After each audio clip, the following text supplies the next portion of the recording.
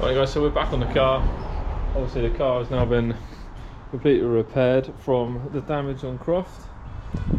The lighting's not great, but see, no big dents in anymore. There will be some footage coming out very soon of the complete rebuild and repair of the car, but that's going to be in a later episode.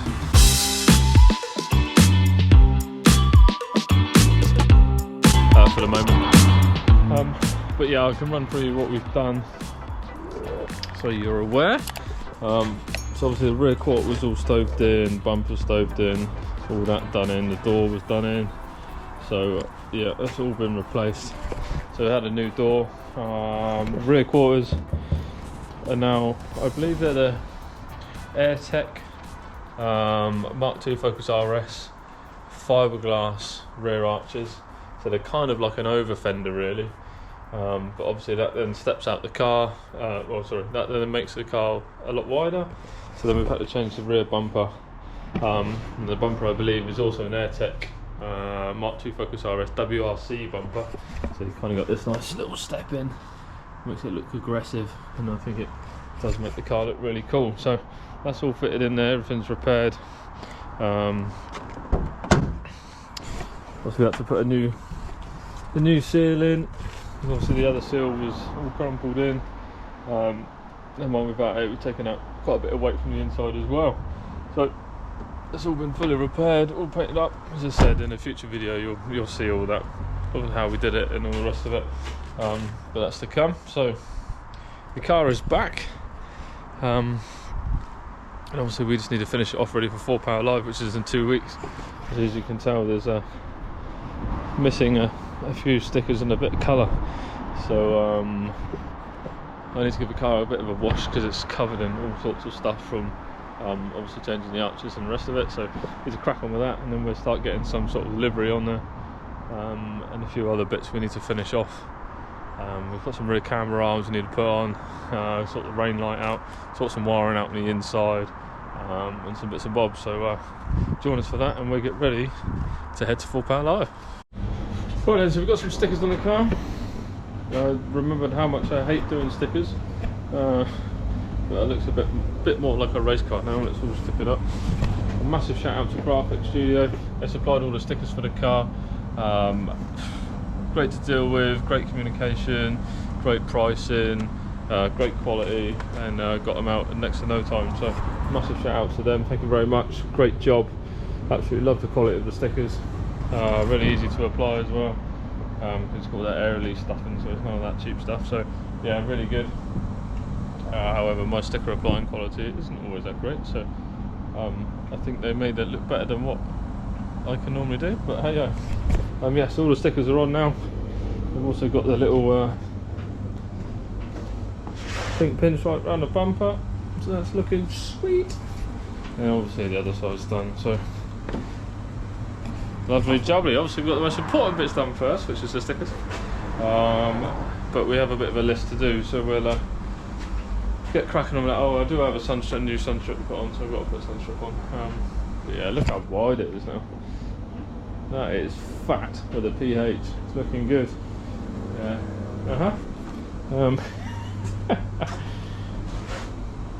Aero catches everywhere. So yeah, no, it's looking sweet. Look at the lip on that. The car's even longer. Yeah, it's looking awesome. I'm absolutely mega happy with how the rear's turned out. It's looking gorgeous.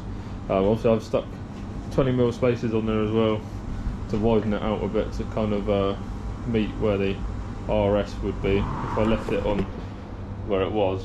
Even though the back was spaced out 5mm, if I left it there, it looked rather daft. Because obviously the RS is a lot wider than ST, so yeah, now we're getting there, so we'll bang through these other bits and I'll take you along for a while, and we'll crack on.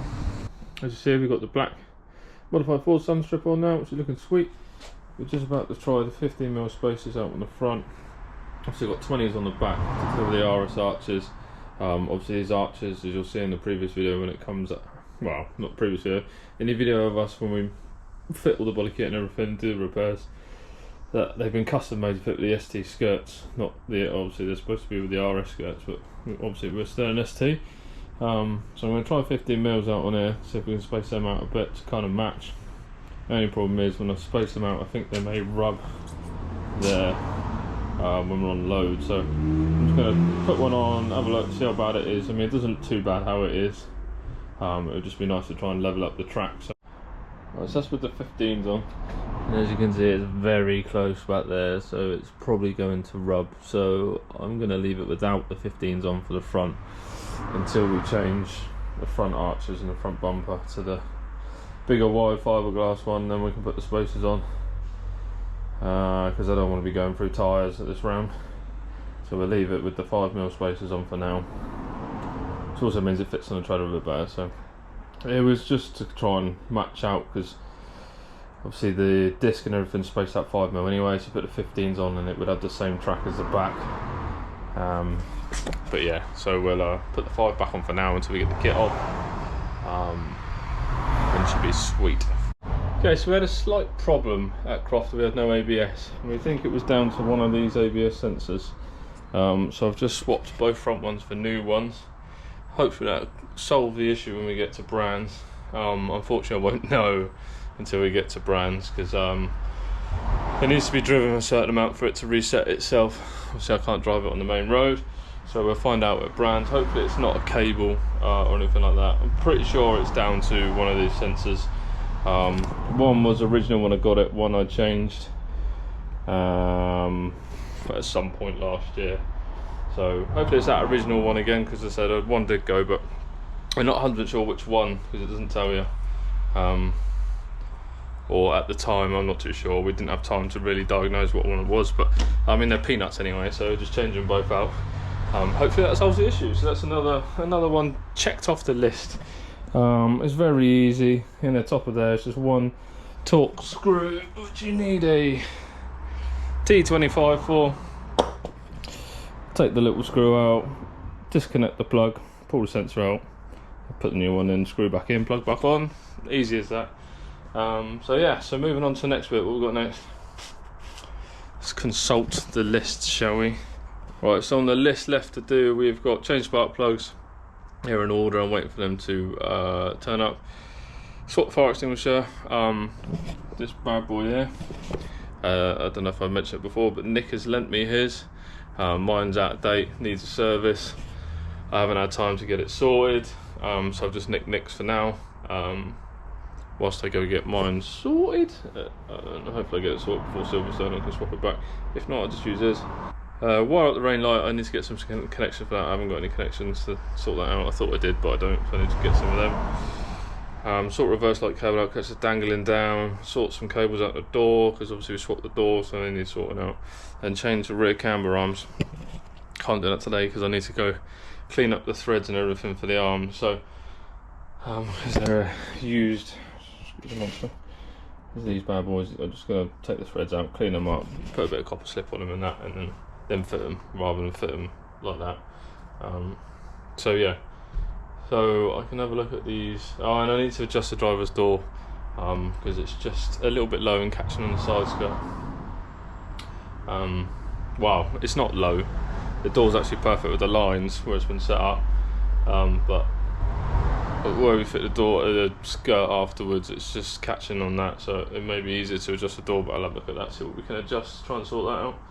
So yeah, pop the wheel back on, probably I start having a look at the wiring in the door, or maybe the wiring, I'll probably do the reverse wiring when I do the rain light, so we'll have a look at that. Right, so I'm going to leave the door for a minute, because I need to get the car out of the garage to open the door properly to sort that out. So what we're going to do is change the spark plugs. Some Focus RS spark plugs, which are Bosch. You can see it, Bosch R6. The numbers on the box, if it helps you out, are those ones.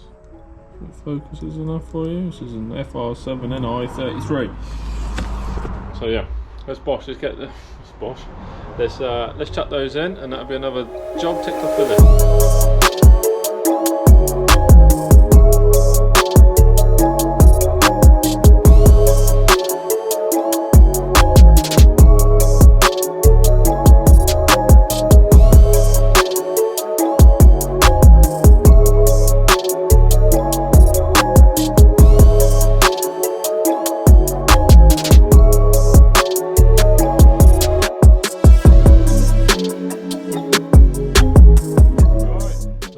spark plug change for you.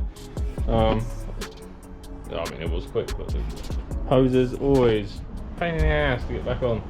Always the right pain in the ass. And that one I think is too short or something. I need to change that pipe and change that filter because I don't really like this arrangement. But stuff to do as always. Right, so that's that done. Another one off the list. I think next I'm going to swap the fire extinguisher because I need to do that. And then we'll look at the rain light and the rear camber arms. Right, that's my extinguisher out and Nick's in. Thinks he's getting it back. No, I'm a joke. Of course I'll give it back. If anyone says it's not good to have 2 race cars in your team, they're definitely wrong. You can nick bits off it to get your car in. Sweet. So right, so I've been out this morning. Changed the wet tyres over for the Goodyear BTCC wets. I've just sorted the cabling out in the boot. I've just hoovered out the inside, etc. Sorted the cable out in the door.